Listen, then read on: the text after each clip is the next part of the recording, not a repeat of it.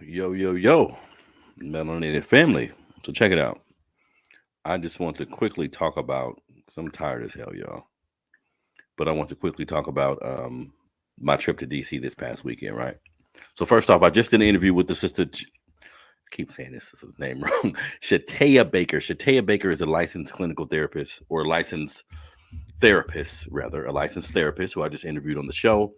A lot of good information about how we can help each other, how we can help ourselves when it comes from a mental standpoint, right? But and that interview just happened. It's on my YouTube page, the Melanated Convo. Check it out. Or on Facebook, my personal Facebook page, right? But check it out. This past weekend, me and the family went to DC for the rally for reparations. This rally was put on by the brother Tariq Nasheed. Boyce Watkins was there. The sister Tesla, I forgot her last name. I can't think of that sister's last name. Um, um, Boyce Watkins, Kaba Kamene was there. Um, James Smalls was there. Excuse me. So a lot of thought leaders in our community, a lot of popular / thought leaders in our community. And look, this is one of the biggest takeaways that I got from the event. So it was on Saturday, like 11 o'clock in DC. And me and my family, we go on vacations to places that are fun, but excuse me, family, as we've gotten older and just more consciously aware of who we are and everything I do with my platform, and my woman, she pretty much thinks the same way I do.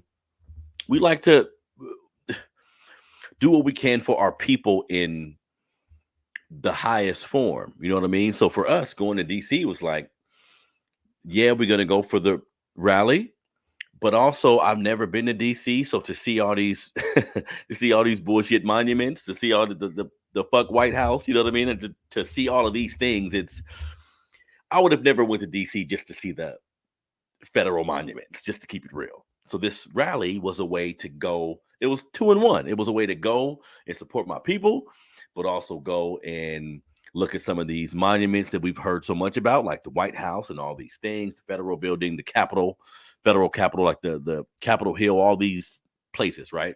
But look, check it out. All my black people listening to me, man, we need to get to a point where we can create environments where we can kind of control the energy, right? Because being in an environment where it's 1,000 black people,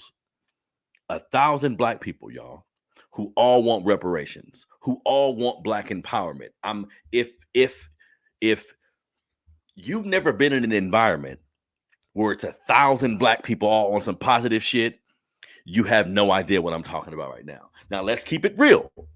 Most of us have been in environments where it's hella black folks and some negative shit can pop off, because we got to think about it. Why are we there? We there because somebody rapping. We there because somebody entertaining us. We're there for a form of entertainment, right?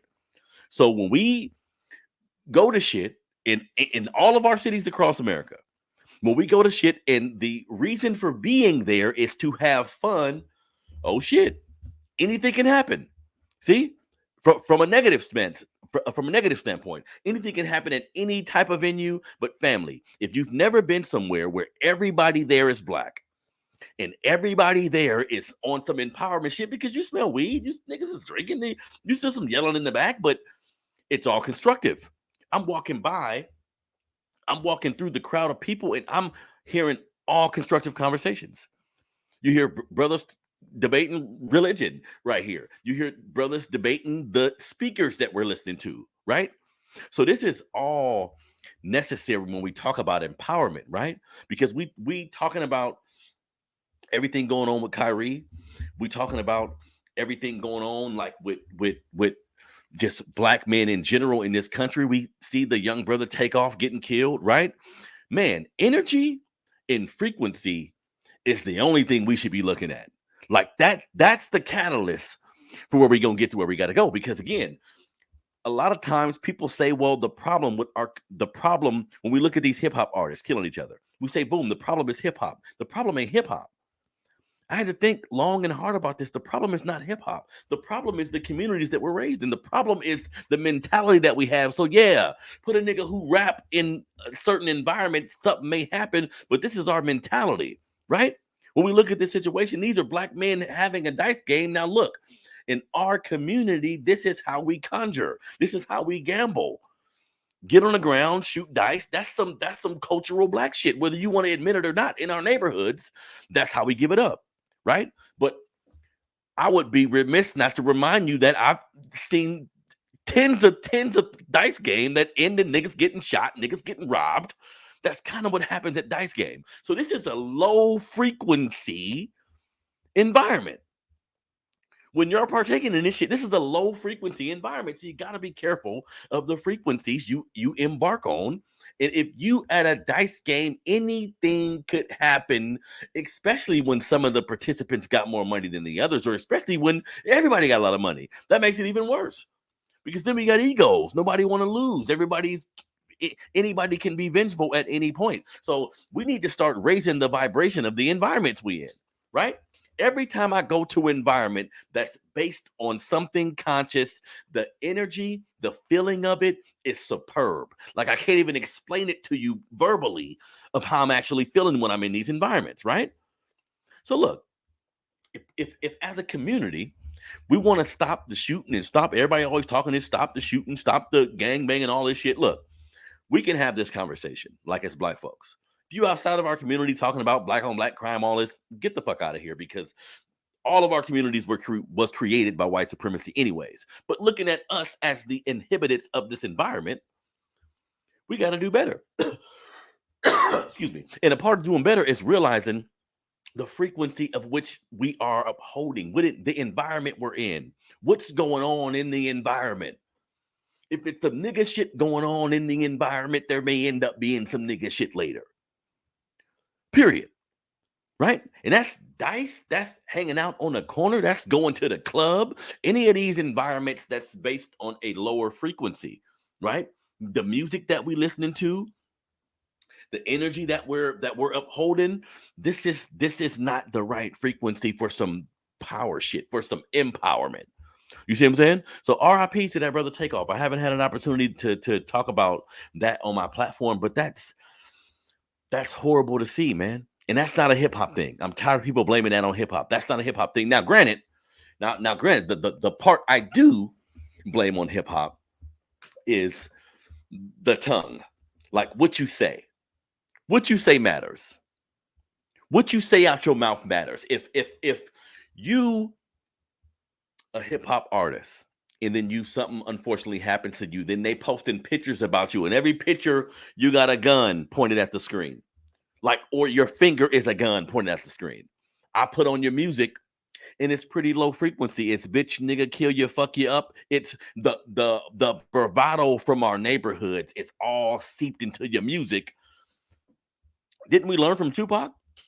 What did y'all learn from Tupac? Like talking to the younger artists, the younger people who are intrinsically involved in hip hop, in the culture. What did y'all learn from that? Regardless of liking that man, not liking that man, all the stories that have come out afterwards, the biggest thing we see there is the energy he put out. Everybody want to talk this black power shit about Tupac. Yes, that was an element of who he was. But when he died, in the months leading up to Tupac's death, there was no empowerment there. I'm sorry. If that's what you want to portray to be the truth, that's not the truth. There was no empowerment there. There was death and destruction there. And that ended up being the brother's demise. You see what I'm saying? So RIP to the young brother Takeoff. But when are we, especially like just looking at black men in our community, when are we going to take control of it and say, you know what?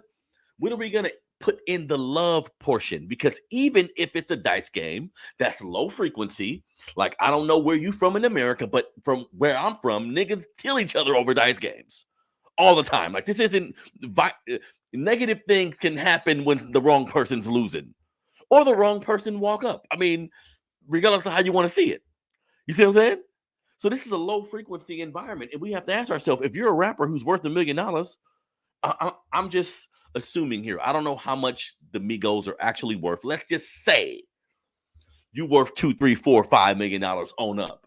The fuck are you doing in a dice game when there's casinos all around America that you can go bet? Now, see, here's the dichotomy. I get it. The dice game is a familial environment. Yeah, I can go to the casino, but I'm familiar with this environment. I've been in thousands of dice games, right?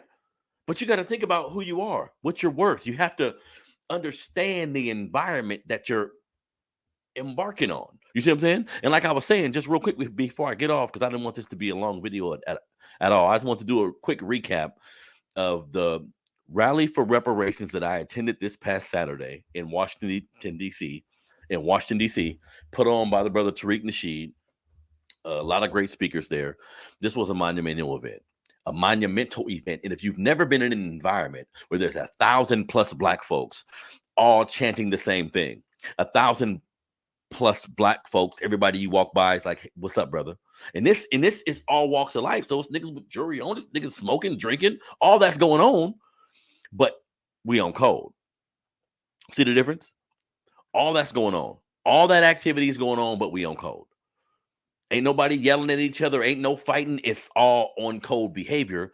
So this is what we got to get to. Another thing, just real quick before I go about the rappers, like of course, I listen to hip hop. I love hip hop. I love the art form, but words are spells. So what you saying about each other, what you saying you're going to do to somebody, all this matters. Let's keep it real. We see rappers who talk about certain shit getting to certain type of endeavors. This always happens. Let's think about it real quick. Do Talib Kweli be getting shot at? Think about it. Do Toby Nwigwe be getting shot at? Do artists even like a Royce the 5'9" or someone who's just lyrical but doesn't portray a certain lifestyle? Any of the artists we know who don't portray a certain lifestyle, are they ripping and running from bullets? Are their events getting shot up a whole lot? This really isn't happening. So what we got to look at is the frequency of the artist. What frequency is he operating on? I hear Nori from Drink Champ say a lot. His shows, like doing hip hop for all these years, a lot of his shows, he compares it to R&B artists. How at his shows, this niggas always fighting and shooting, and they laugh about it and have a good time about it. But it's the frequency. It's the frequency of the fucking music. What are you talking about? Now, granted, people drinking and being shoved in a small environment, anything can happen regardless of what the performer is talking about. But a lot of times, when it comes to us, when it comes to hip hop, because of what we're talking about, because of the energy of the music, it produces a certain frequency in the people who are around. So the chances of something negative happen is heightened. It's pretty fucking simple. So as elder Black people or Black people who are a little bit older, you got to start monitoring what your kids listen to. If they like said artists, make sure you educate them on the frequency of the music, what can happen if you're in a certain environment, if you're in a certain mindset. All this is true, right? I don't like how the media just says, oh, these hip hop artists just killing each other. No, because it goes deeper than that. A lot of this is based on white supremacy too. Sometimes a hip hop artist dies because he comes from an environment where everybody's jealous because people don't have resources. Why they don't have resources? Because their mom and dad didn't create the resources. Why didn't they create it? Because they live in an environment that makes it difficult for you to do so if you're a melanated man or woman. It makes it difficult for you to do so. So yes, can certain people seep through the cracks and still be successful coming from the hood? Yes, and that's the stories they want you to know about or they want you to aspire to. But in reality, most of those people succumb to the environment.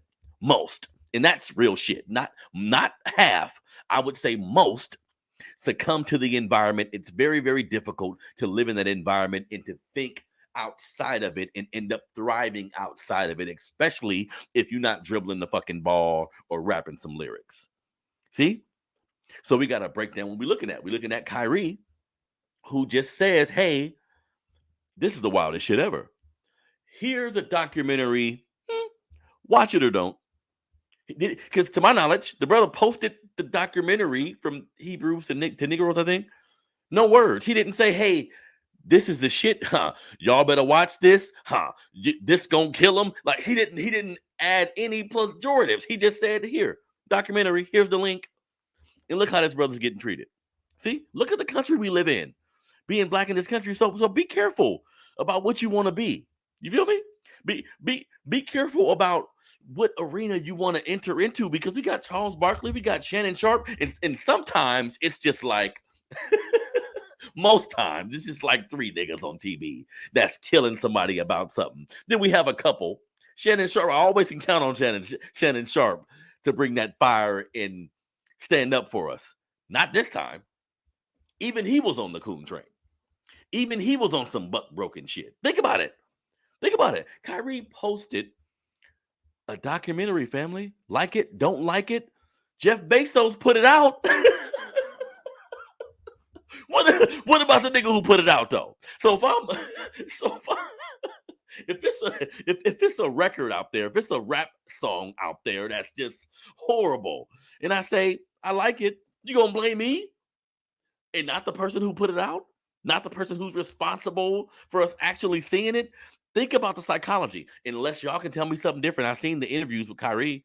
He just giving it up. He was standing on his square so much that everybody was like, "Oh my God, this bozo." Shaq calling him an idiot. I'm like, you neutral Negroes. You neutral ass Negro. So look, any of these dudes can be the spook that stepped by the door. That's always a possibility, right? I don't know these men. That can always be a possibility. But publicly, goddamn. And look, they making sure they castrate the biggest Negroes, right? Right? They saying, shit, if we can take Shaq, a 7'9" nigga, and cut his balls off and make him go on a fucking apology tour and talk shit, we got all you niggas. If we can take the biggest, most massive Negroes, think about that. Think about that. Even Kanye to a degree. Kanye kind of made his bed. He too fucking off cold to a degree. But even Kanye to a degree. Like even Kanye, the attitude from white society that we're going to remove the nuts from your African men, from the black men around. We are going to show you. We are going to show you. We ain't going to tell you. We going to show you. Don't be like this nigga. Don't be like this nigga. You know what I mean? So I say all that to say the rally for reparations in Washington, D.C. is that type of event is a necessary piece in our liberation, family. Because for me, doing what I do every day and the platform I created and everything I stand on, going to that rally was like finding your tribe. It's like going somewhere and saying, I'm at home. Everybody here think like me. I'm not crazy. You see what I'm saying? It's like a confirmation thing too. Like I'm not crazy. I'm on to something. See?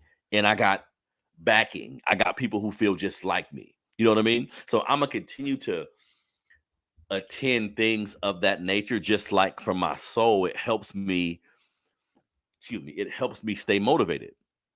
It helps me stay on a mission to empower my people, which isn't easy all the time, which is like a thankless job. And you can figure out ways to make money from it, which can be beneficial and is necessary, but the real work is in the people.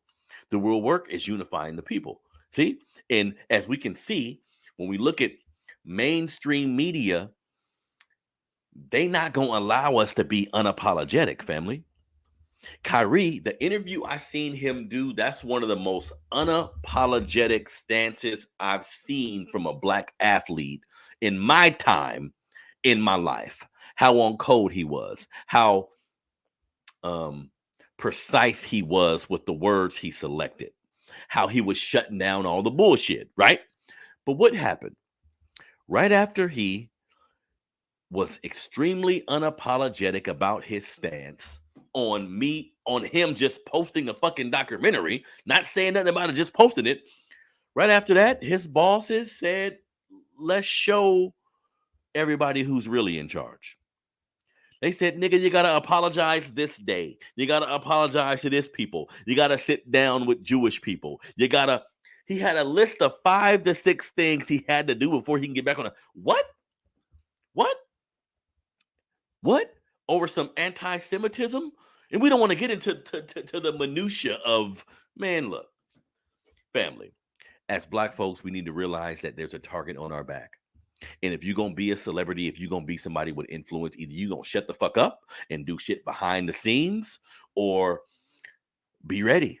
Because if you speak unapologetically, they can take everything from you. Kanye proved that. He was reckless. He was probably the most reckless I've ever seen a black rich person speak. Because we're not talking tactful, or because he said a lot of shit that was truthful. And like speaking for 3 hours, he'll say something that you agree with, something that you like, you know what, he on the right track, right? But overall, he kept shooting himself in the foot. And the nigga kept telling us he a billionaire. I'm a billionaire. I'm a billionaire. I'm a billionaire. You think white folks want to continually hear you tell us you're a billionaire, bro? They don't. So they can't just hang you up and string you like they used to. So, oh, you got all this money? We're going to take it from you in front of everybody. We're going to castrate your ass in front of everybody. And now, what is niggas? Okay, now he apologized. Now he had to apologize. He had to step on his goddamn balls and say he was sorry. Fuck all that shit. Because I was thinking the other day, like, look, this society tells us be whatever you want to be. You could be whatever. You could be a doctor, lawyer, Barack. You could be a president, whatever the fuck that means, right? You could be whatever. I'm like, yeah, you could be whatever. Then what? Then what? This is what you should actually teach your kids. Yes, you can be any job in America, any type of business in America. Yes, you being black, you could possibly own one. Then what, though? Then what? Because on some real shit, if we talking liberation, if we talking us moving forward, if you get a job and your mindset isn't black empowerment, how are you going to help us? Yes, helping your family, the immediate people around you, house, shelter, security for the immediate people around you. Yes, this is necessary. I salute you for doing that. But if we're going to get out this shit, everybody has to help besides helping their family, right? Because we talk this politics shit. Yeah, the midterms is coming up. Who fuck with black folks, though? Yes, there's outliers. There's people here and there that struggle to be black and love us while still being a politician and trying to win, right? So they kind of cut your hands off so you can try to do the job. So why even enter into it? In my opinion, see, I understand that's the road for some people to potentially help us, but it all seems futile when you can get to the top of the food chain and can't say you love black people. You can get to the top of the fucking food chain but can't express your love for black folks. Me personally, I don't want to go there then. Because what are we doing? We got Charles, we got Chuck, we got all these niggas, all these castrated niggas on TV telling us Kyrie was an idiot for putting out thought-provoking information? For putting out thought-provoking information? This is just here. Watch this. Whatever you think, you think. And this is a primarily Christian society. So how dare you talk about true, false, what shouldn't be represented? See, this is just a whole goddamn clusterfuck. And I feel for the brother Kyrie or anybody in this position, but if you're gonna stand on your shit, you got to stand on it. But you got to know they're gonna come for your bread, right? They're gonna come for your livelihood. See, and he was articulate, he was thoughtful, he was empathetic. He was everything you should be when having an on-code conversation about something important. And they still told him, nigga, nah. We gonna suspend you. We gonna go through all these measures to let you know, not your black ass. We ain't gonna talk to Jeff Bezos. Yeah, he put it out on his platform, but he's a businessman. This is capitalism. Shut up, nigga. Shut up. That part's none of your business. You see what I'm saying? So I say all that to say environments like the Rally for Reparations can like help you with your soul. The same atmosphere that church creates for some people is what I experienced at the Rally for Reparation. It's many like-minded individuals getting together to celebrate or to bring forth some sort of information about something in particular. And this is powerful, family. But these type of endeavors have to be about our liberation. They have to be about something substantial. That's why I was there. And I knew I'm never going to go to DC for no other reason. Not that I can think of. Something may come up, but I'm not just going to go to see the White House. And then, which looking at the White House, I'm like, yeah, little ass house. Don't look like nobody lived there. You know what I mean? Look more museum-ish than an actual home for a family. You know what I mean? So I'm like, all this shit looks like smoke and mirrors. Looking at the District of Columbia, which really wasn't designed for human interaction. It was like designed for politicians and the federal government to kind of roam and do what they need to do. And that's how it looks. It doesn't look inviting to the public. You know what I mean? Everything is shut down. Everything is hella far away. Hella security. It's like, what are you securing? That house full of that. That house is full of shit, in my opinion. You know what I mean? So, in your lifetime, if you believe in Black liberation, if you believe in our struggle, find events that support that way of thinking. You feel me?